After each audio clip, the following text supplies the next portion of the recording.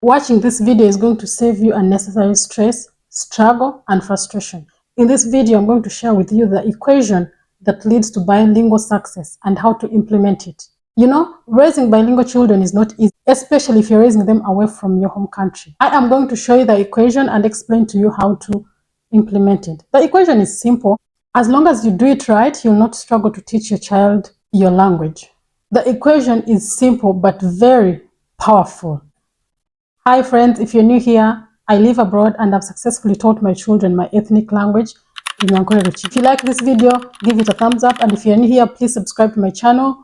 And if you're teaching your child your ethnic language, please let me know how it's going. Is it hard? Is it simple? Is it a struggle, or everything is going on well?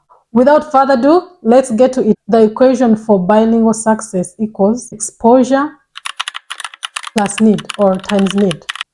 So if one of them is 0, if either numbers is 0, for example, 0 exposure or 0 need, the result will always be 0. So you have to have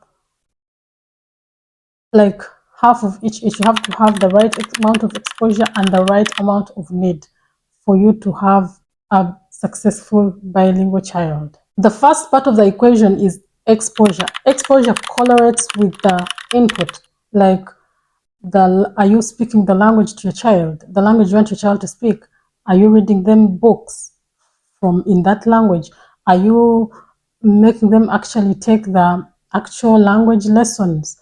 Are you, like that's the input. The second part of the equation is the need. This is like how much they feel they need to use the language. Like, do they need to speak the language?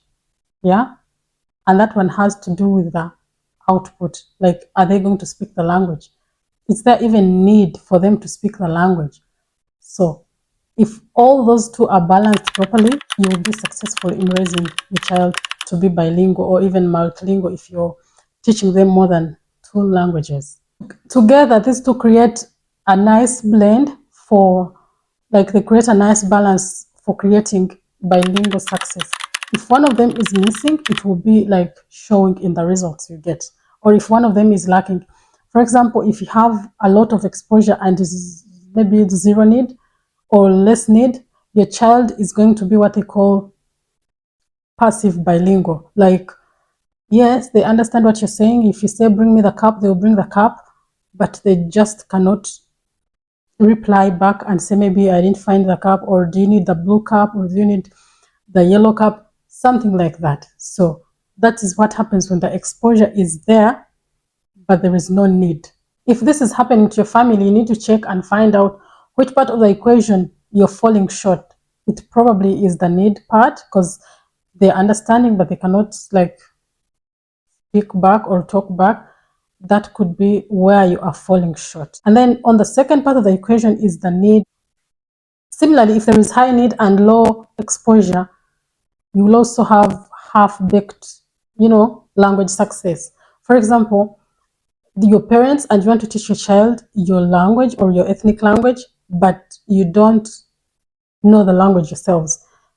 And maybe the grandparents of the child know the language, but you don't know, but you want to teach your children. You get what I mean? So in that case, there is no exposure, but there is need. Or even there is less exposure and there is need. For example, if you want to teach your children, but you don't know the language, maybe the grandparents know the language, you want your kids to speak to their grandparents, but you don't know the language to teach your children. So that is where there's more need than exposure. So in this case, there is genuine need to speak the language, but there wasn't foundation for it, so it's not going to be spoken because the foundation is short. And if you're to do it, you have to put in work, and it's a lot of work. So now that you know the equation, I'm going to break down how to implement it. Exposure. It is the easier part in my opinion, because once you speak to your child in your target language, once you read books in the ethnic language, in that language, once you make your child take actual language lessons, maybe, and the more the child hears the language being spoken, the more easily they are able to pick it up. Yeah. So I feel like, in my opinion, this is the easier part, exposing them to the language. And I've found that 80% of families that I have seen that have raised bilingual children or have taught their children more than one language are in this category. Like, they have exposed their children as much as they can. So if you want your child to be successfully bilingual, expose your child to as much language as possible. As much language as possible. If you have a co-op in your area that of people that speak your language, that speak that target language, please be part of it. If you have books in your target language, please be part of it. If you have no books, create them for yourself. Like, create resources for that, for your child to learn that language. Like, make sure there is enough input. As much as, remember, it's like a competition, because you're competing with, in my case, it's like 99.9%, because where I live, my children are exposed to English 99.9% of the time. So now imagine 0.1%. It's the only percentage I have to deal with to make it succeed. So it's hard. You have to put in more work. You have to work hard, a lot, on them so that you catch up, because it's really not that easy. And we're going to talk about on the need part later. You will see that even the need is not really there unless you create it. So that is how you do the exposure part. Now the need part, the need.